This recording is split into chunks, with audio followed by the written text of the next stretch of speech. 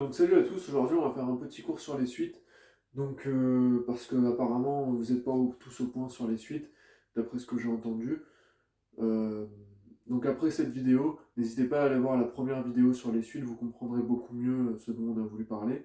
Donc on commence par expliquer ce que c'est une suite définie par récurrence. Donc une suite définie par récurrence, c'est une suite UN telle que le terme n plus 1 est égal à une fonction appliquée au terme n. Donc avec un premier terme, un0. Donc un exemple de suite récurrente, un plus 1 égale un plus 1 avec u0 égale 0. Donc c'est défini par récurrence parce qu'on a une fonction f de x. Donc là, un plus 1 égale f de un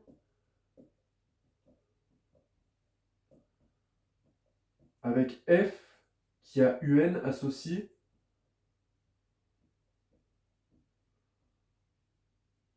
un plus 1. Donc on a juste à remplacer un par x et on a f de x, donc x un réel. Et donc dans ce cas-là, f de x, ça vaut x plus 1. Et donc en fait, ça c'est une suite récurrente parce que c'est défini avec une fonction de un. Le terme un plus 1 se définit avec une fonction du terme antécédent. Et donc,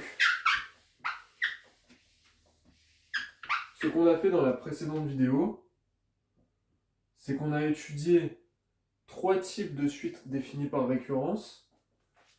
On les a explicités. Donc ça, c'est l'expression récurrente. Donc ça, c'est l'expression par récurrence. C'est une suite définie par récurrence, on dit. Et une suite définie explicite, donc explicitement, donc une suite explicite, plus clairement, c'est une suite définie telle quelle. un égale f de n. Donc pour tout n appartenant aux entiers naturels. Donc les entiers naturels, c'est 1, 2, 3, donc il y a 0 aussi, donc parce que n, c'est en comptant 0, et n étoile, c'est en ne comptant pas 0. Donc l'ensemble des entiers naturels, on dit comme ça, l'ensemble des entiers naturels, n, grand N, à ne pas confondre avec petit n, c'est l'ensemble des entiers comme ça, donc 0, 1, 2, 3, et ainsi de suite, jusqu'à, enfin il y a 100, il y a 200, il y a tous les termes jusque-là, donc 99, et donc on dit pour tout n appartenant à cet ensemble, donc sans étoile, parce qu'on va commencer à 0, eh bien une suite définie explicitement, c'est ça, c'est un égale f de n. C'est ce qu'on a fait dans la précédente vidéo. Donc on est parti donc, pour les suites. Donc j'espère que c'est clair maintenant ce que c'est une suite explicite et une suite récurrente. Donc une suite récurrente c'est comme ça. Donc avec, on avait étudié un plus 1 égale un plus r. Donc ça c'était la suite arithmétique. Donc avec u0 ou un0, peu importe où on commence. Donc en fait, ça c'est défini par récurrence parce que on a f de x qui est égal, donc on a dit qu'on remplaçait un par x. Donc x plus r. Donc voilà. Donc c'est un plus 1 égale f de un avec f de x qui égale x plus r. Donc voilà pourquoi c'est défini par récurrence. Et ensuite, je vous ai montré, enfin je ne vous l'ai pas montré en réalité, la démonstration, on verra à la fin de cette vidéo comment on fait les démonstrations pour les suites. Donc, je vous ai montré que un était égal à u0 plus rn. Et donc ça, c'est une expression qui dépend que de n, et pas de un. On n'a pas de un plus 1 égale f de un. On a juste un qui vaut quelque chose en fonction de n, et donc ça, c'est notre fonction de petit n. Comment on fait pour avoir la fonction de petit x? Eh ben, on remplace n par x dans f. Donc f de x égale u0 plus rx. Voilà, on a déterminé les deux fonctions f, donc c'est pas les mêmes. Ça c'est f1, ça c'est f2. C'est pas les mêmes fonctions. Évidemment, là, ça arrive pas souvent qu'une fonction de suite récurrente est égale à la fonction de suite explicite. Elles sont souvent différentes, et c'est là tout l'intérêt. Donc, je vous ai montré pour les suites arithmétiques comment elles étaient définies par récurrence, mais c'est pareil pour les suites géométriques. Donc les suites géométriques, on avait vu que un plus 1 était égal à qun, donc avec un premier terme u0 appartenant à R. Donc, on avait vu ça. Donc là, la fonction f telle que un plus 1 égale f de un, elle s'écrit f de x égale q, on remplace un par x, qx. Voilà. Voilà la fonction par laquelle une suite géométrique est définie par récurrence.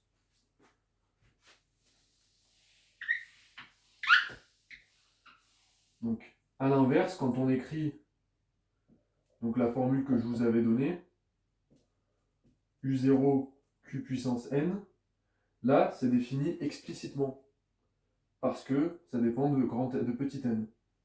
Voilà.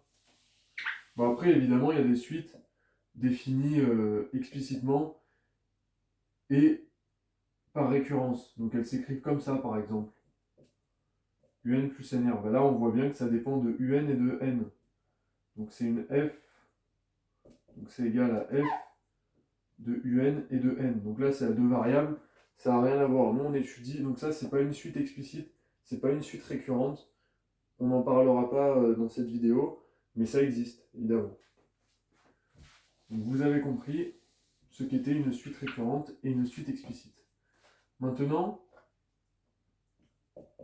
qu'est-ce que veut dire APCR, à partir d'un certain rang? Donc, à partir d'un certain rang, on définit une suite par récurrence. C'est comme ça que sont définies les suites, à partir d'un certain rang. Donc qu'est-ce que c'est ce rang? C'est n0. Donc en fait, on écrit au début, pour tout n plus grand ou égal à n0, deux points, on a défini la suite récurrente telle qu'elle.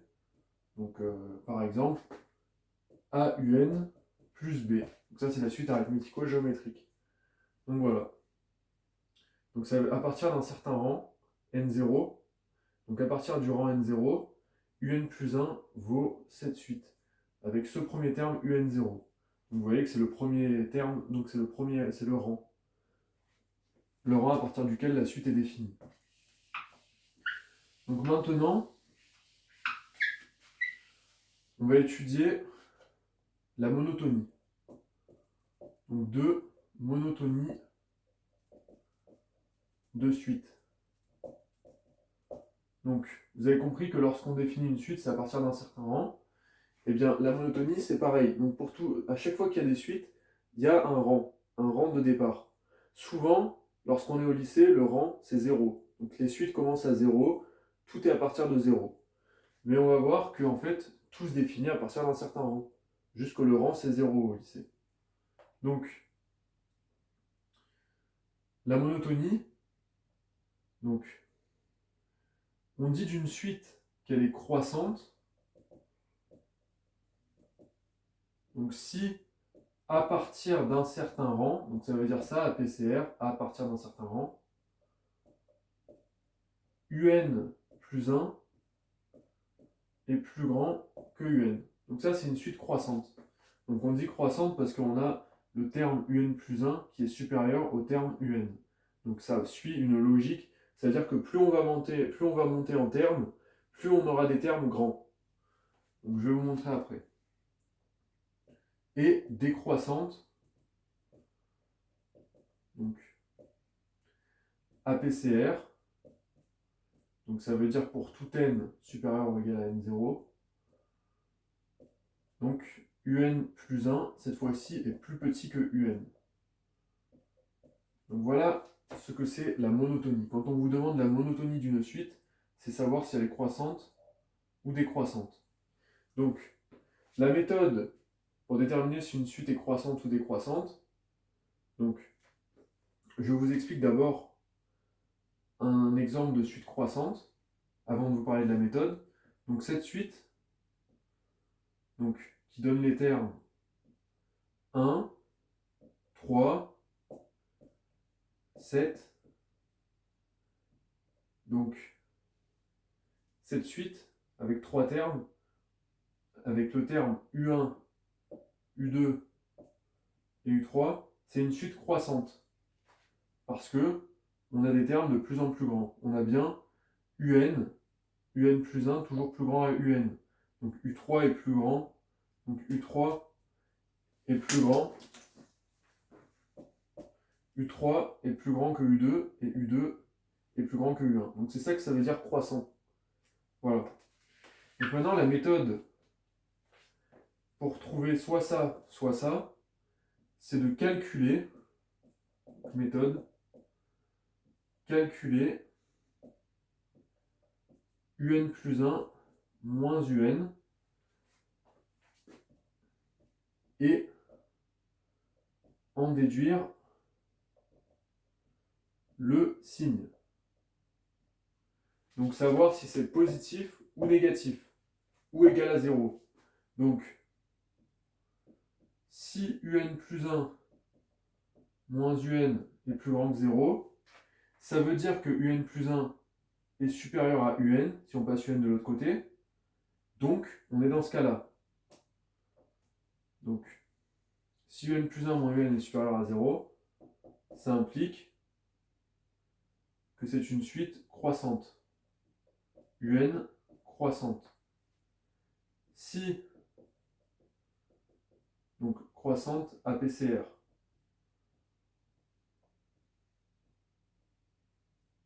Et donc si UN plus 1 moins UN est négatif, ça implique que UN décroît. Donc APCR. Donc, parce qu'on est dans ce cas-là, on va avoir ça moins ça, plus petit ou égal à 0. Donc si c'est vrai, on peut repasser UN de l'autre côté et on retombe sur ça. Et donc c'est la définition d'une suite croissante.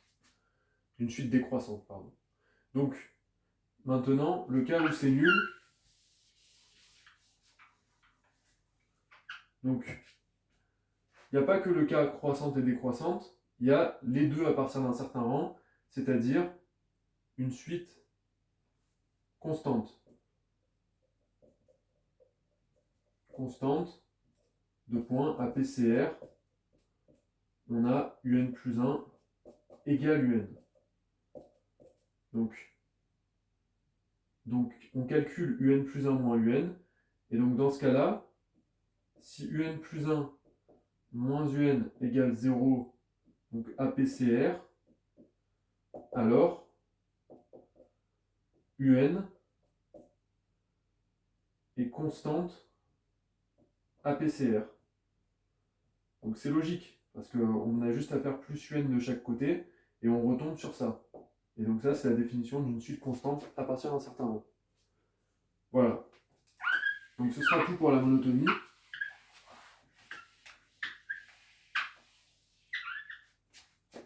Donc après, il y a éventuellement une autre méthode pour la monotonie, c'est de calculer donc UN plus 1 égale UN. Donc UN plus 1, UN plus 1, donc là c'est une suite décroissante. Donc pour bien que vous compreniez d'où viennent ces formules, enfin d'où vient cette méthode, on peut prouver qu'une suite est décroissante, donc si et seulement si, donc UN plus 1 moins UN est plus petit ou égal à 0. Voilà, donc ça c'est une suite décroissante. Ou alors, on peut faire si UN n'égale pas 0 à PCR, donc c'est très important ça, parce que sinon ça fausse tout. On peut faire le calcul en divisant par UN. Donc en faisant UN plus 1 sur UN plus petit ou égal à 1. Donc il suffirait pour cette deuxième méthode de calculer le terme un plus 1 sur un et d'étudier ce que ça vaut par rapport à 1. Voilà, mais c'est très rare. On s'en sert uniquement quand on sait que un est non nul. Donc il faut vraiment faire attention avec cette méthode. Donc la vraie méthode, c'est celle un plus 1 moins un. On la retient par cœur. Comme ça, il n'y a pas de problème. Donc maintenant, on va étudier qu'est-ce que c'est une suite majorée et une suite minorée. Donc c'est deux termes, pour certains assez simples, mais on va voir ce que c'est. Donc une suite majorée APCR, donc ça veut dire que pour tout n supérieur à ce rang n0, un est plus petit ou égal à grand M, un réel. Donc il existe M appartenant à R tel que pour tout n supérieur à n0, un est inférieur à grand M. Donc là, la suite, elle est majorée. Donc majorée, on comprend que ça veut dire que c'est dominé. Donc c'est plus petit qu'un terme. Donc c'est majoré. La suite un est majorée. Ensuite, une suite. Donc ensuite, une suite minorée. Donc APCR, c'est une suite telle que il existe un petit m, donc ça, la lettre, on s'en fiche, hein, ça sera juste un nombre. Donc par exemple, ça sera 2, 2,5, racine de 2, un réel. Donc petit m, on écrit petit m parce que c'est minoré, donc c'est plus petit. Donc appartenant à R, donc il existe m tel que pour tout n supérieur à n0, donc ça veut dire APCR, un est plus grand ou égal à m. Voilà. Et donc on dit d'une suite qu'elle est bornée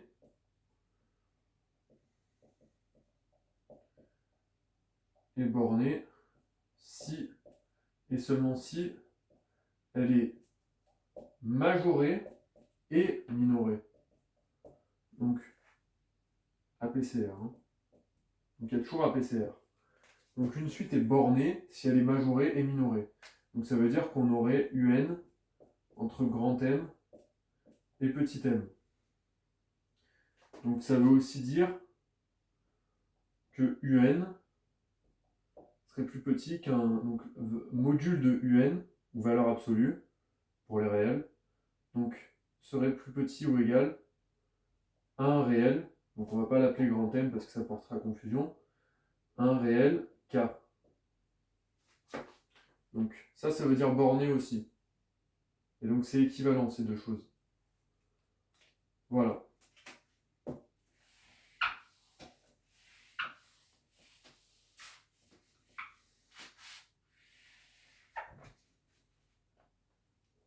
Donc, maintenant, pour finir, on va donc vous parler du principe de récurrence. Donc 4.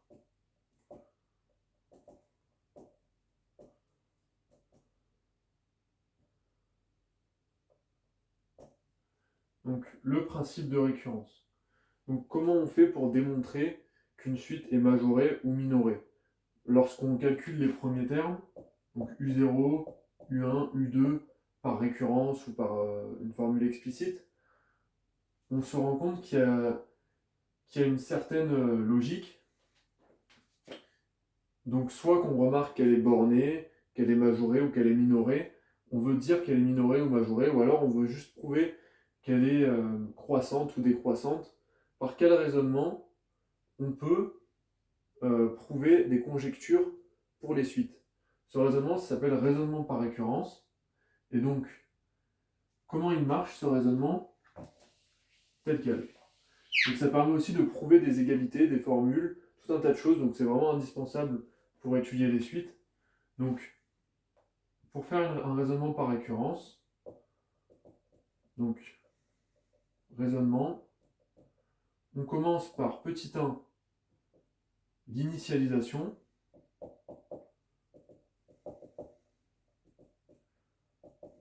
Donc, on montre que la propriété, donc un raisonnement sur Pn, donc ce sera une propriété, on montre que la propriété est initialisée, donc P de N0 vrai, donc parce qu'on commence à partir du rang N0, pas forcément 0. Ensuite, une fois qu'on a prouvé ça, on fait l'hérédité.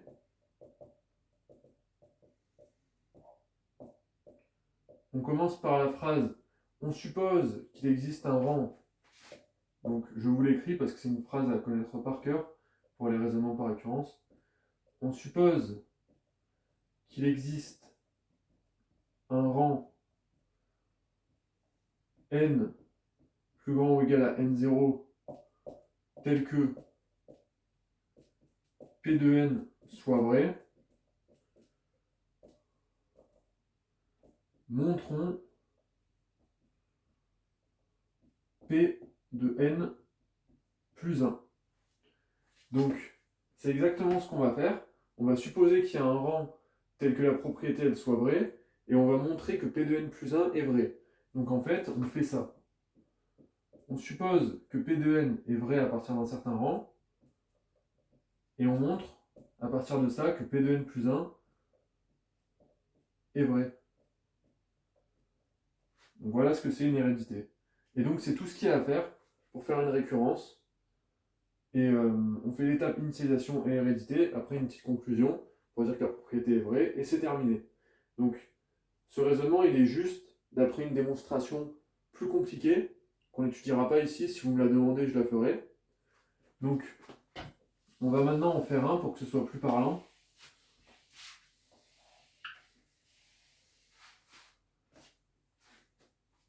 Donc on va vous montrer la formule dont je vous ai parlé, donc la formule pour les suites géométriques. Donc on avait dit que un plus 1 égale QUN avec UN0 appartenant à R. Donc c'est la même chose que UN égale UN0 Q puissance N moins N0. Voilà. Donc on est parti. Initialisation.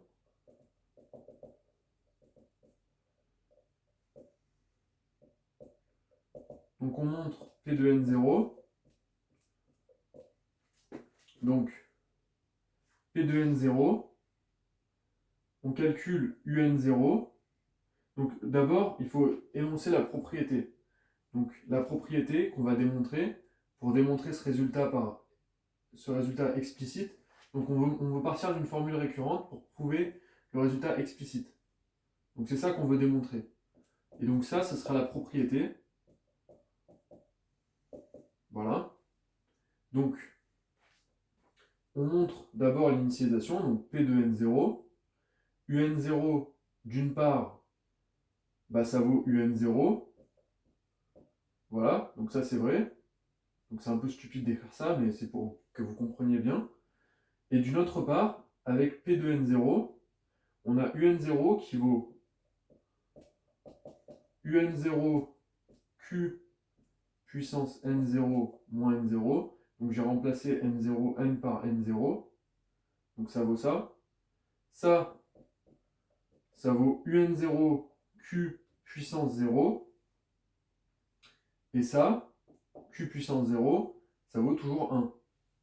Donc ça vaut UN0 fois 1, ce qui vaut UN0. Donc au final, P de N0 est vrai parce qu'on retombe bien sur UN0 comme on l'avait prouvé au début. Donc attention, cette formule elle est vraie si Q est non nul. Parce que si Q est nul, ça n'aurait pas de sens. Voilà. Donc maintenant qu'on a fait l'initialisation, on passe à l'hérédité. Donc l'initialisation a été prouvée. Donc à partir de UN, on a trouvé UN0 si on remplaçait par N0 dans la propriété. Donc maintenant, hérédité.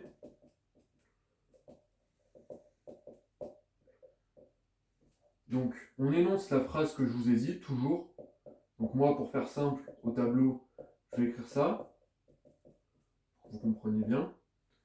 Donc, on part maintenant de UN plus 1, et à partir de Pn, on va essayer de prouver Pn plus 1. Voilà, vous retenez bien ça.